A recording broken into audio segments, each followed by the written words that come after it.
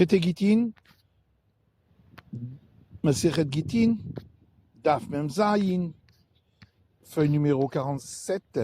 Nous sommes à la feuille 46, deux lignes avant la fin. Aougavra des Abin Nafché, les Loudae. Il y a un homme qui s'est vendu à un peuple appelé Loudae, qui était des cannibales. Il est allé camer des Rabbi Ami. Il est allé devant Rabbi Ami, à Marley, et il lui a dit Pirkan, rachète-moi. À Marley, celui-ci lui a dit Tenan. Nous avons une Mishnah qui dit Banav, des Kochavim, celui qui se vend et ses enfants à des idolâtres, Ein Podinoto, on ne le rachète pas. Aval Podin et Abanim, Mishum Kilkula, on rachète seulement les enfants à cause des dégâts que ça peut causer.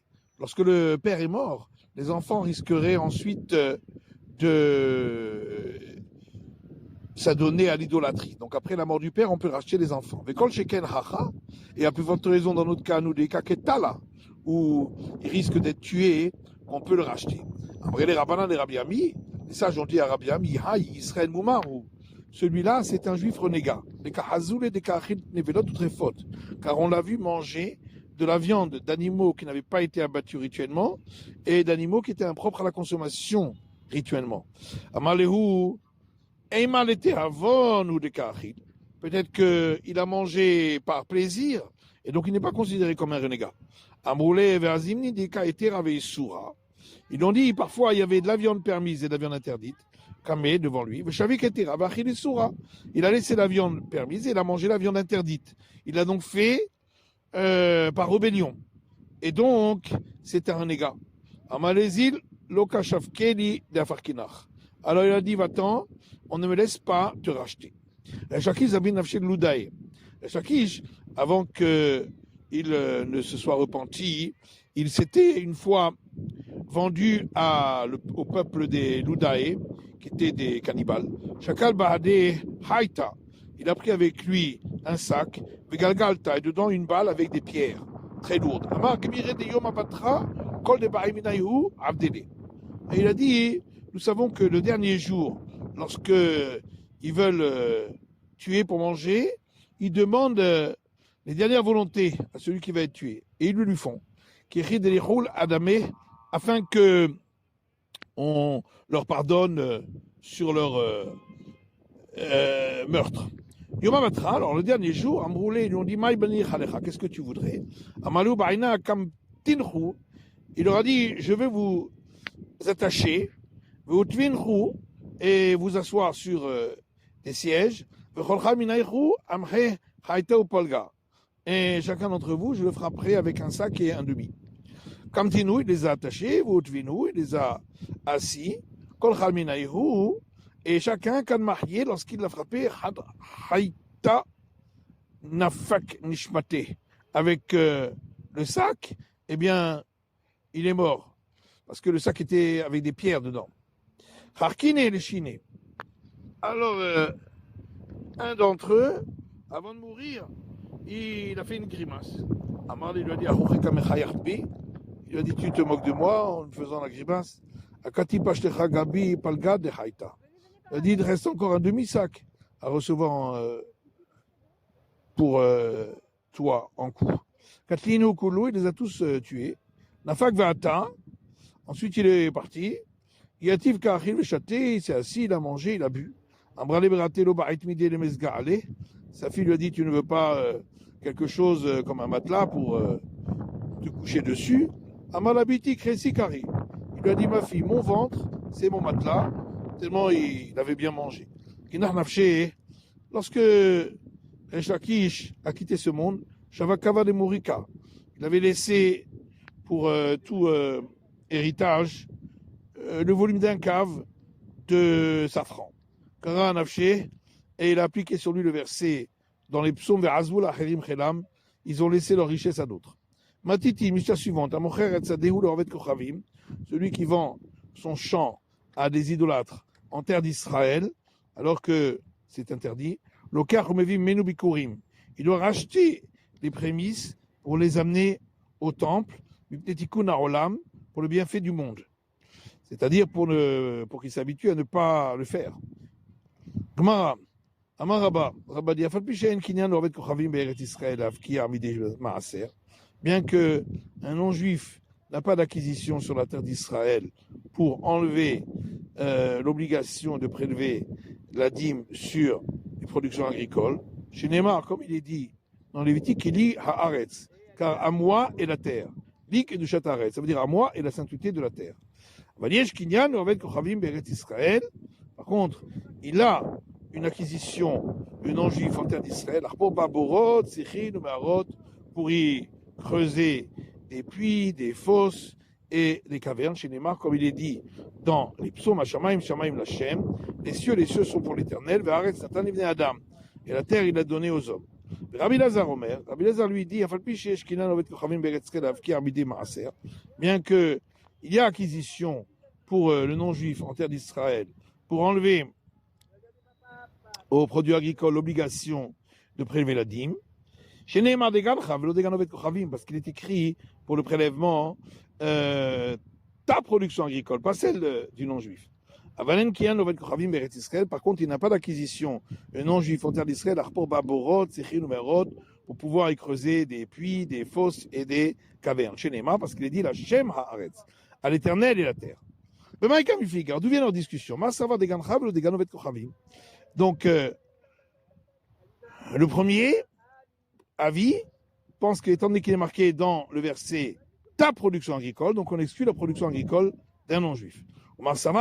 Alors que l'autre opinion pense qu'on explique ainsi le verset diguncha, c'est-à-dire uniquement quand c'est ton tas de récolte, velo digun oved kochavim, pas quand le tas a été fait par un non-juif. Mais si le tas a été fait par un juif, même si la terre appartient au départ au non-juif, il y a l'obligation de prélever la dîme. Amar Rabamana Aminala. Rabbi dit, d'où est-ce que moi je sais, de ce que je tire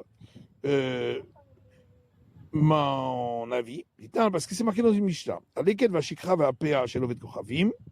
La glanure, la gerbe oubliée et le coin du champ qu'on doit donner aux pauvres, qui sont aux non-juifs, on doit prélever la dîme là-dessus, bien que normalement, on ne prélève pas la dîme sur ces parties-là. Et là, Imken Yifkir, sauf si il s'était dépossédé de sa propriété dessus. De quoi parlons-nous? Et les Madé Israël, s'il s'agissait d'un champ d'un juif, mais c'est un non-juif qui a glané, et là, Imken Yifkir, pourquoi on a dit seulement s'il s'en est dépossédé? Mafkeri vekaimé, ils s'en est déjà dépossédés puisqu'il devait les donner aux pauvres.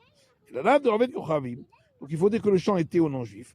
Veliktinu Israël, et c'est le juif qui a glané. Ta'ama de Hefkir. Et donc c'est seulement parce que il avait il s'était dépossédé de sa propriété. Et donc, tant qu'il ne s'est pas dépossédé de sa propriété, Hayav, il y a l'obligation de la dîme. Et donc, ça montre bien qu'il n'y a pas d'acquisition pour le non-juif en terre d'Israël, puisque il n'a donc pas l'obligation de donner ces parties-là aux pauvres. Et l'Agman dit non, les Hollandes d'Israël, en vérité, il s'agissait d'un champ d'un juif. C'est le non-juif qui a glané. Tu as dit, mais alors, le juif s'en est dépossédé, puisqu'il fallait le donner aux pauvres. Effectivement, ils s'en est dépossédés pour le donner aux pauvres qui sont juifs, mais pour des non-juifs, qui s'en est dépossédés. Et donc, il n'y a pas eu de dépossession de sa propriété, sauf s'il s'en est dépossédé. Tâche-pas, viens, écoute. Une autre braïta. Un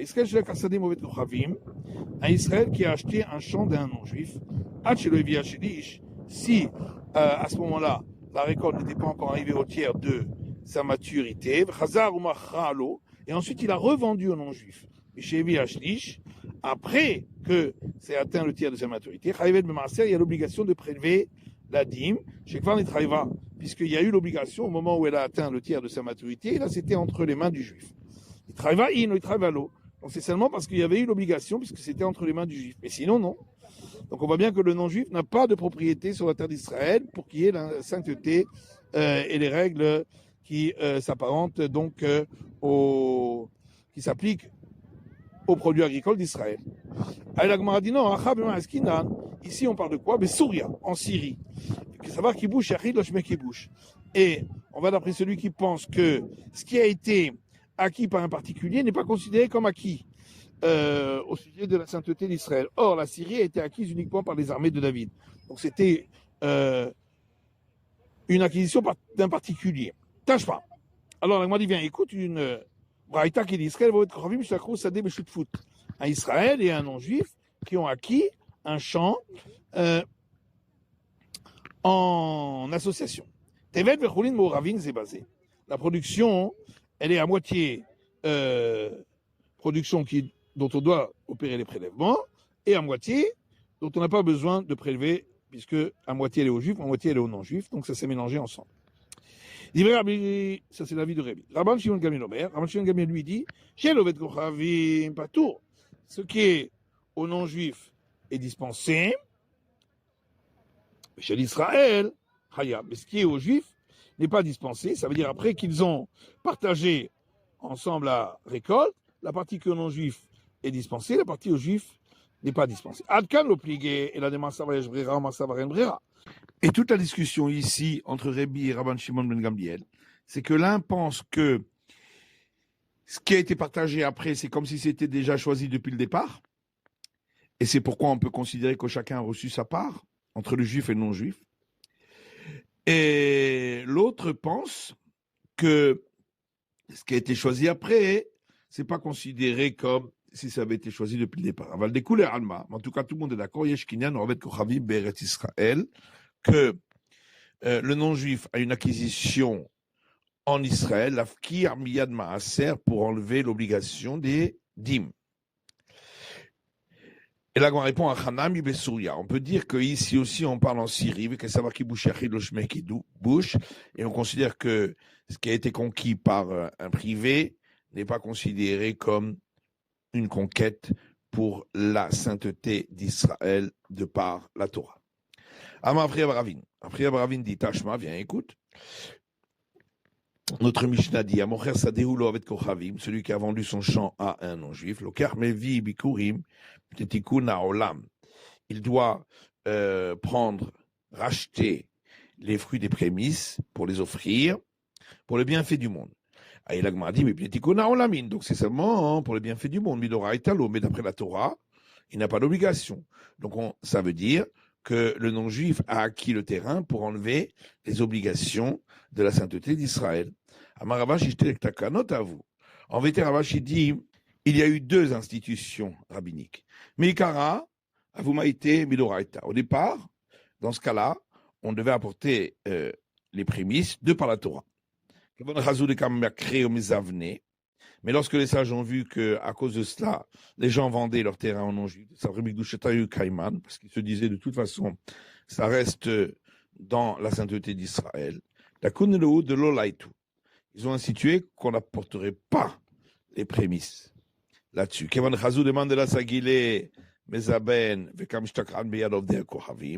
Après, ils ont vu que ceux qui n'ont pas d'argent, ils vendaient et ça restait entre les mains des non-juifs.